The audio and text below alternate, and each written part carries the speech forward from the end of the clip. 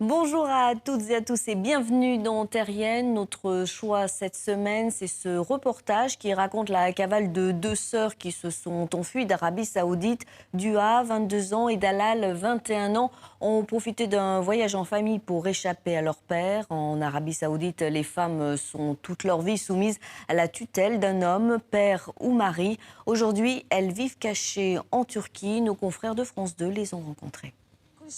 Tout nous était imposé en Arabie Saoudite.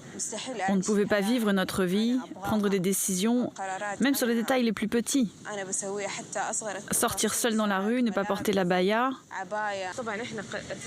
S'enfuir, c'est la première décision qu'on a prise dans notre vie. J'ai commencé à sortir avec des filles quand j'avais 15 ans à peu près. Évidemment, en Arabie Saoudite, je ne pouvais pas dire à tout le monde « je suis amoureuse, elle c'est ma petite amie ».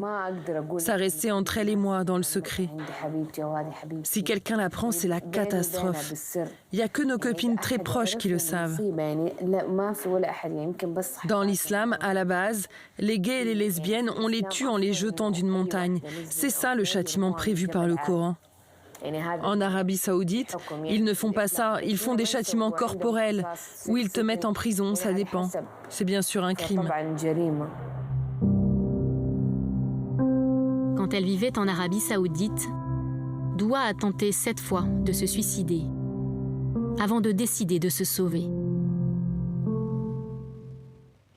Notre coup de griffe aux Oscars, cette année encore, ce palmarès du cinéma reste très masculin. Depuis leur création, 15% seulement des Oscars sont allés à des femmes. Lors de la remise des trophées, l'actrice Nathalie Portman a voulu dénoncer cette disparité avec élégance. Sur les bords de sa cape noire, elle a fait broder les noms de 8 réalisatrices oubliées du palmarès.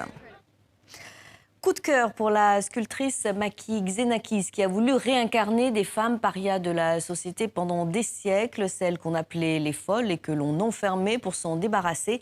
Elle a sculpté plus de 260 de ces folles d'enfer, dont certaines sont exposées au musée de l'Hospice Saint-Roch à Issoudun en France. Elle nous explique pourquoi elle a voulu redonner une existence à ces oubliées.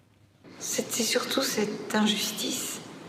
Le fait qu'elles étaient toutes jeunes, enfin pas toutes, mais il y avait beaucoup d'enfants, de jeunes femmes, de tout ça, parce que leur famille, les maris, les parents, les voisins, supportaient pas ces femmes et voulaient s'en débarrasser.